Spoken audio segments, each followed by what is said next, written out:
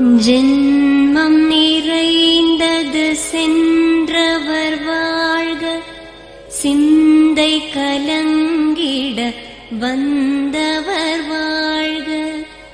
நீரில் மிதந்திடும் கண்களும் காய்க, நிம்மதி நிம்மதி யோவிடம் சூழ்க.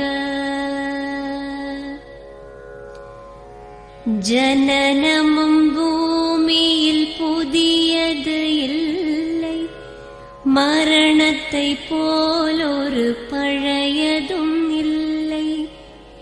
இரண்டும் இல்லாவிடில் இயற்கையும் இல்லை, இயற்கையின் ஆணைதான் ஞானத்தின் எல்லை. பாசம் உலாவிய கண்களும் எங்கே, பாய்ந்து துழா